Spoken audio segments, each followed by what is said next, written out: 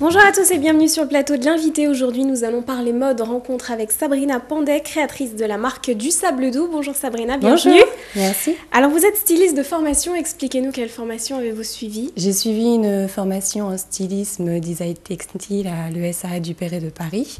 Donc un BTS stylisme modélisme et un DMA, diplôme des métiers d'art, option tissage, mais j'ai pu travailler toutes les techniques textiles, broderie, maille, tricot, voilà. Toujours été passionnée par la mode? Toujours, oui, oui. Par le dessin avant tout, après par les arts appliqués et après par la mode, oui. Alors en sortant de ces formations, qu'avez-vous fait?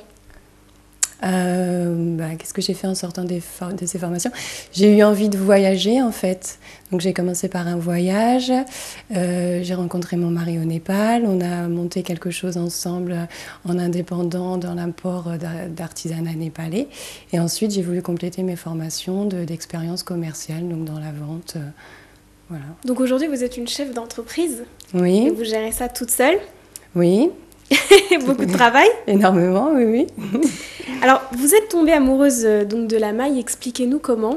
Lors d'un stage, j'ai eu l'occasion de faire un stage chez le créateur Jean-Charles de Castelbajac. Donc, j'ai intégré le studio Homme et le studio Femmes pour des collections qui s'appelaient All Tomorrow's Party et Frankenstein, voilà. Et on m'a demandé de réaliser des pièces en tricot, en macramé.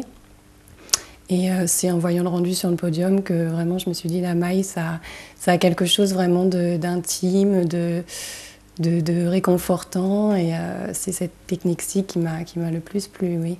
Pourtant, c'est une matière qui semble être difficile à travailler, ça demande beaucoup de technique. Et oui, ça demande beaucoup de technique. Il faut pouvoir dompter la maille. En fait, c'est vrai que quand on commence, on se dit je perds une maille, je suis découragée. Mais une fois qu'on a passé cette étape, ça devient vraiment intéressant. Il y a énormément de choses à faire. Oui. Alors on parle de maille parce que vous avez lancé votre marque qui s'appelle Du Sable Doux, qui oui. est un atelier d'artisanat textile spécialisé dans la confection de vêtements et même d'accessoires. Accessoires, oui. Entièrement tricotés à la main. Alors oui. expliquez-nous depuis quand cette marque existe et pourquoi l'avoir appelée comme ça? Ça fait référence un peu aux vacances? Oui, aux vacances.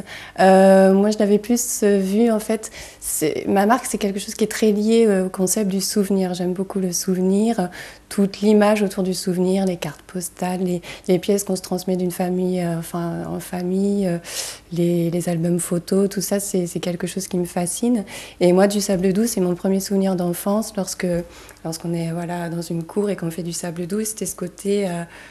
technique, enfin la réalisation de ce qu'on peut faire à la main, quoi. On a quelque chose, on produit quelque chose, et il y a aussi le côté sable, donc le grain de sable, et la technique du tricot, c'est un petit peu ça, c'est maîtriser chaque grain de sable pour avoir un rendu, et voilà, c'est du sable doux, c'est né il y a 1 an, l'immatriculation a eu lieu il y a 1 an, mais en amont, j'avais participé à un programme pendant 1 année qui s'appelait les couveuses d'entreprise, où en fait on a possibilité de tester son activité avant création et on apprend le métier de chef d'entreprise. Oui. Alors à qui est destinée cette marque? Quelle est votre clientèle? C'est féminin, c'est un univers très féminin. Une cliente surtout coup de cœur en fait, qui recherche de la fantaisie, de la rareté, de la considération aussi, parce qu'il y a une relation de confiance. C'est qui se passionne pour l'univers jeune créateur. Et où est-ce que vous puisez votre inspiration? Comment naissent ces modèles? Dans le souvenir, beaucoup. Moi, je m'implique quand je tricote une pièce, c'est comme si je racontais un souvenir. Donc, ça va être un souvenir de voyage, un souvenir d'un lieu, d'une rencontre. Après, il y a une méthodologie, effectivement, dans la création. On part d'un concept et on va faire des recherches d'images pour en dégager une gamme de couleurs, une gamme de finitions. Tout ça, c'est une procédure qui prend plusieurs semaines. Puis après, l'inspiration fait qu'on ne peut plus stopper les idées, oui, effectivement. Vous dessinez un peu avant ? Oui, bien sûr, oui, je dessine les modèles avant. Alors, chaque vêtement est tricoté main, ça prend énormément de temps, j'imagine. Oui. Expliquez-nous un petit peu comment vous travaillez. Je passe par un patron. Je fais quelque chose, enfin pour les accessoires moins, mais surtout pour les pièces pulls, gilets, je modèle quelque chose sur mannequin. Et après, j'ai le patron et une fois que je passe à la main au tricot, bah, c'est vrai qu'un point, quelque chose va donner un relief et ça évolue. Ça évolue jusqu'à la pièce finale. Donc, et une pièce peut vous prendre combien de temps? 50 heures facile enfin, j'ai fait des choses, j'ai fait un lustre, j'ai fait une robe, une longue robe un peu cocktail qui m'ont pris beaucoup plus, qui peuvent aller jusqu'à 100 heures, oui. Après, il y a l'assemblage. L'assemblage à la main, c'est quelque chose de très long aussi, oui. Alors, comment vous fonctionnez? Est-ce que vous avez du stock ou vous travaillez selon la demande? Je crée une vingtaine de grosses pièces par collection, plus 50 à 60 accessoires. Que je propose via un site internet, en allant à la rencontre de ma clientèle également sur les marchés, les foires. Et après, il peut y avoir des demandes sur des tailles, ou sur des envies, sur une couleur, sur une finition. Et là, après, oui, je fonctionne en commande personnalisée, oui. Alors, comme c'est beaucoup de main-d'œuvre, quelle est un peu votre gamme de prix? Un accessoire type gants, bonnet, 25-35 euros.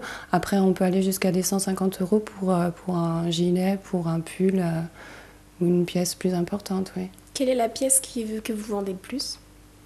Beaucoup des mitaines, là, cet hiver. Ouais. On n'a pas eu un hiver rigolo, mais beaucoup de mitaines. Et des cache-cœurs, des pulls. Alors, comment s'appelle cette première collection?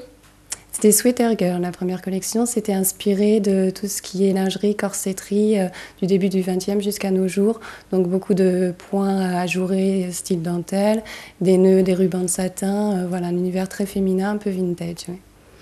Et donc vous allez travailler sur votre collection printemps-été? Oui, j'ai Vous êtes commencé. déjà dessus? Oui. Alors comment on crée des vêtements été avec de la maille?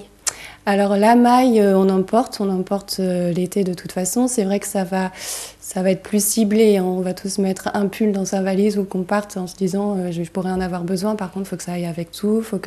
Donc au niveau des couleurs, on essaye de faire des choses un petit peu plus neutres, mais il y a beaucoup de créativité sur le côté fin de la maille, une maille fine, donc sur le point, sur la coupe. Il y a beaucoup de choses à faire et puis des petits accessoires.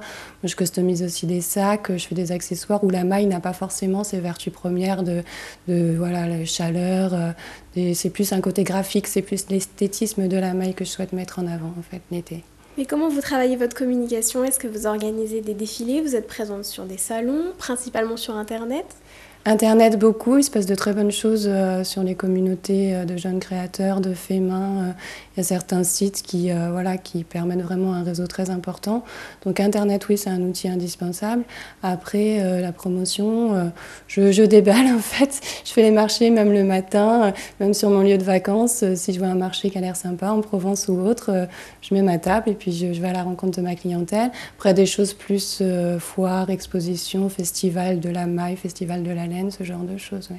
Vous arrivez à vendre vos propres produits? Des fois, c'est difficile de vendre ce qu'on fait. Moi, j'aime ça, la vente. J'aime cet échange dans un côté, voilà, le commerce gagnant-gagnant. Tu cherches quelque chose, moi, je te le propose. Et je trouve ça très noble, en fait, le commerce, quand c'est comme ça. Ouais. Est-ce que vous allez vendre en magasin? Est-ce que c'est prévu? Ça fait partie de vos projets? J'ai été contactée par des boutiques qui souhaitent proposer à leur clientèle, oui, effectivement, mes créations. Après... il faut que j'investisse, donc là c'est mon prochain projet dans des machines rectilignes pour en fait pouvoir réduire mon temps de production parce que c'est souvent le principal problème quand on est créateur, c'est qu'on compte pas son temps, mais pour se professionnaliser, effectivement, il faut avoir une structure de prix qui soit plus cohérente. C'est pas toujours le cas avec les dépôts-ventes, c'est une question de marge, tout le monde s'y retrouve, donc oui. Une fois que j'aurai mes machines, je garderai le côté création fait main, mais sur certains jerseys, sur des choses qui ne nécessitent pas le fait main tricot main, je vais utiliser les machines et à ce moment-là, augmenter ma production et passer par des dépôts-ventes en boutique, oui. Alors aujourd'hui, vous travaillez principalement seul. Oui. Est-ce que vous pensez construire une équipe? Est-ce que vous avez besoin d'aide? Comment ça se passe? Vous n'en avez pas l'utilité pour l'instant? Si, toujours, bien sûr, on a toujours besoin d'aide par rapport à cette production, par rapport à oui, tous les conseils qu'on peut avoir sur ce qui se passe Vous parliez tout à l'heure des salons, des choses comme ça. Oui. Mais une aide, comptabilité, on a toujours besoin de quelqu'un pour faire sa compta, j'avoue, ce genre de choses. Mais je suis quand même entourée, je travaille seule, mais il y a toujours possibilité avec les chambres des métiers, les chambres des commerces, avec tout ce monde-là, d'avoir ces réponses.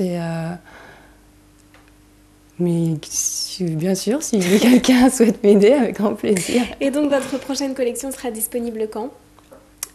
Tout au long de l'année, il y a des choses qui se passent sur mon site. D'accord, vous n'avez pas des dates précises à chaque fois, vous renouvelez sans arrêt. Exactement, oui.